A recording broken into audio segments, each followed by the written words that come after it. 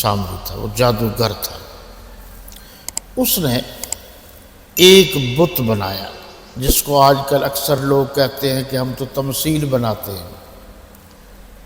اس کی بھی اجازت نہیں ہے، مقدس چیزوں کی تمثیل، مقدس چیزوں کی، جیسے کسی نبی کی کوئی تمثیل بنائے تو اس کی تو اجازت نہیں ہے، کسی صحابی کی کوئی تمثیل بنائے تو اس کی بھی اجازت نہیں ہے، کوئی بت بنا کر تمثیل بنائے اور کہے کہ یہ معبود ہے، خدا ہے، اور پھر اس کی عبادت کرے، ان چیزوں کی تو اجازت نہیں ہے۔ اس نے کیا کیا جی، دو روایتیں، ایک تو یہ ہے جی سونے سے، بعض نے لکھا ہے چاندی سے، اپنے فن کا مظاہرہ کیا، دل بنایا اور اس کی تار کھینچی، بس وہ دور سے وہ باریک تار تھی، وہ تار کھینچتا تھا تو دو چیزیں آپس میں ٹکراتی تھی تو آواز پیدا ہوتی تھی، اور لوگ کہتے تھے یہ تو واقعی کوئی اللہ ہی ہے جی۔ اور ہمارے ہاں تو یہ عجیب سی بات ہے کہ ایک آدمی درخت پر چڑھ کر ٹہنی کاٹ رہا تھا، تو دوسرے نے دیکھا تو اس نے کہا، سمجھایا بے وقوف، جس طریقے سے تو ٹہنی کاٹ رہا ہے تو خود بھی گرے گا۔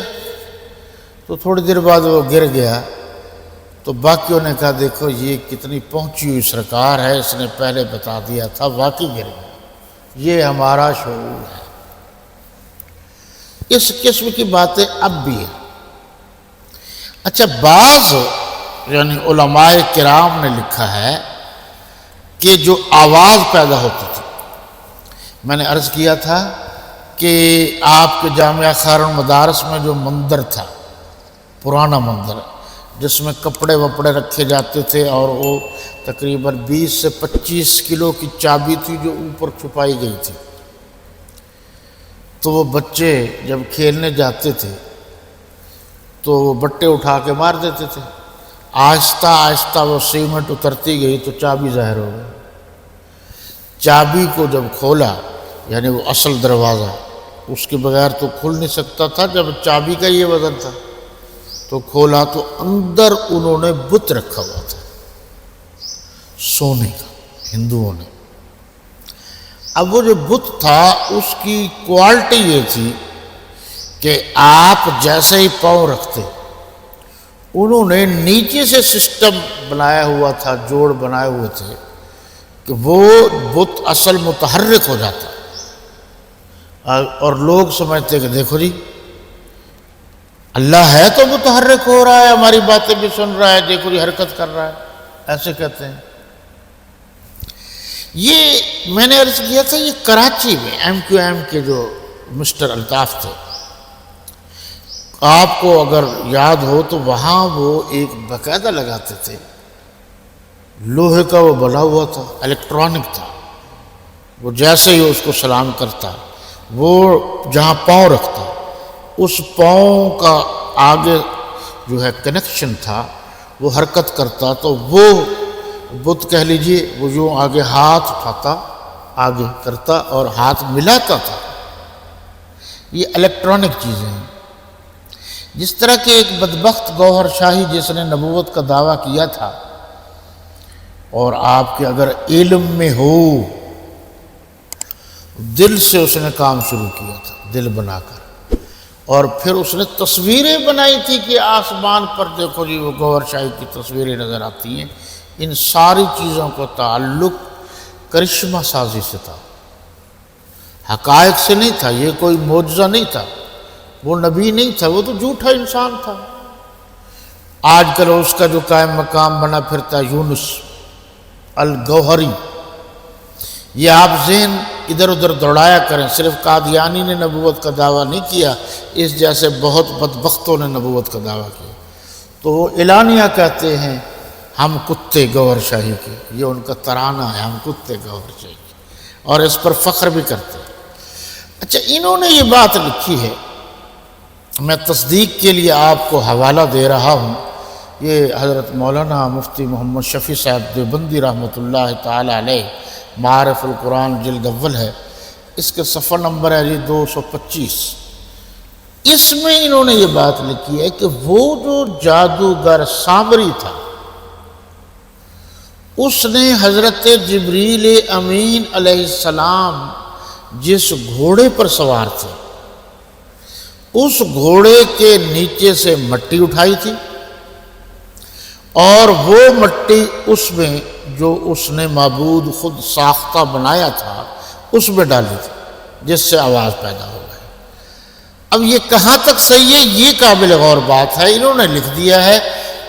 اور وہاں ایک شخص سامری نامی تھا، سامری جادوگر مشہور تھا۔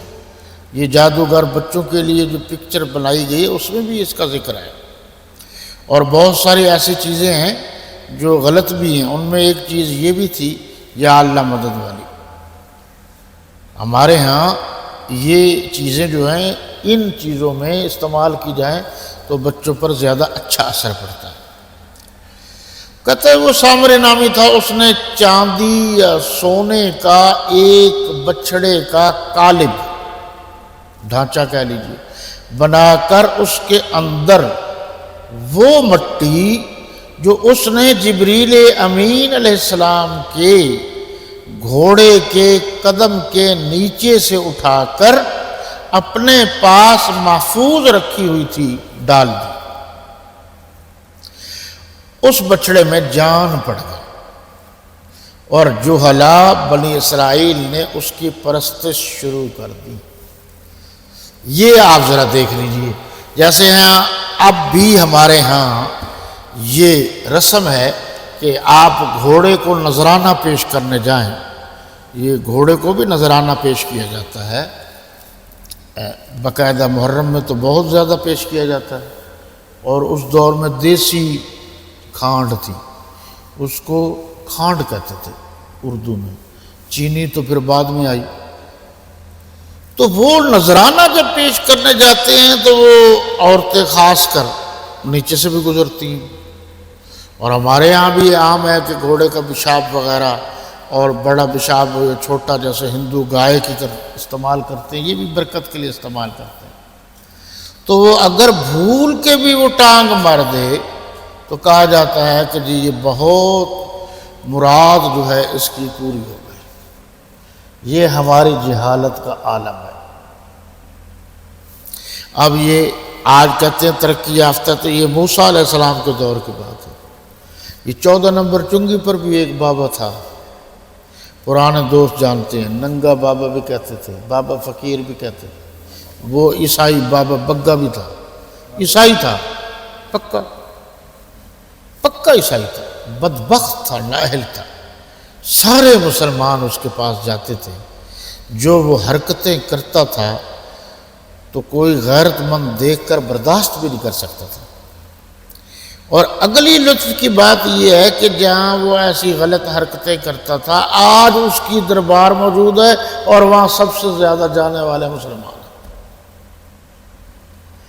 یعنی کیا ہو گیا مسلمانوں کو کہ انہوں نے تحقیق کے باوجود، یہ کوئی بہت پرانی باتیں نہیں ہیں، اب بھی پتہ بھی ہے کہ بابا بگا کا دربار ہے اور عیسائی تھا، پھر بھی جاتے ہیں۔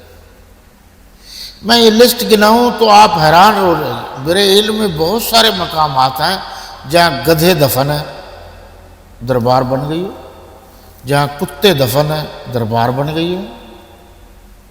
کتوں والی سرکار ہیں، وہ روٹی پھینکتے ہیں، ادھر ادھر کتے ہوتے ہیں۔ تو یہ پتہ نہیں کیا ہو گیا ان کو، اور وہ کہلاتے مسلمان ہیں۔ میں اس کے علاوہ کیا کہہ سکتا ہوں کہ اللہ ان کو ہدایت دے، ورنہ ہیں تو یہ صاف الفاظ جملے طریقہ کار شرکیہ ہے۔ آگے کہا کہ جب 40 رات کا وعدہ پورا ہو گیا، اللہ نے کتاب دے دی اور کہا کہ جاؤ یہ کتاب ہے اور لے جاؤ۔ ادھر بچڑے کی پوجا شروع ہو گئی۔ حضرت موسیٰ علیہ السلام تشریف لے آئے۔ حضرت موسیٰ علیہ السلام نے اپنے بھائی سے پوچھا یہ کیا کیا ہے تم نے، سستی کی ہے؟ اور وہ تھے ہارون علیہ السلام۔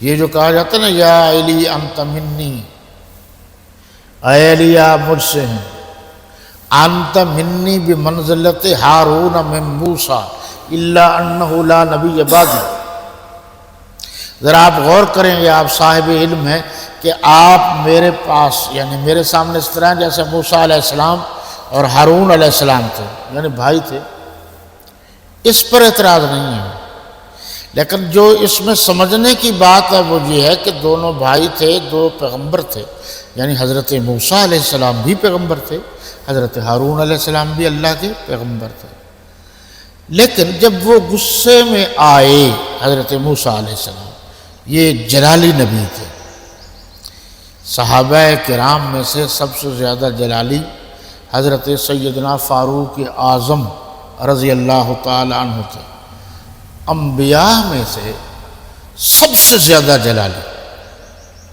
حضرت موسیٰ علیہ السلام تھے، انہوں نے تو مکہ مارا، قبطی کو بھی فارغ کر دیا، بڑے جلالی پیغمبر تھے۔ تو قصہ مختصر وہ تشریف لائے اور حضرت ہارون علیہ السلام سے ناراضگی کا اظہار کیا کہ آپ کیا کرتے رہے پیچھے؟ تو انہوں نے کہا بھائی میں نے ان کو بڑا سمجھایا ہے تو لیکن یہ بات ہی نہیں مانتے، اب میں کیا کرتا؟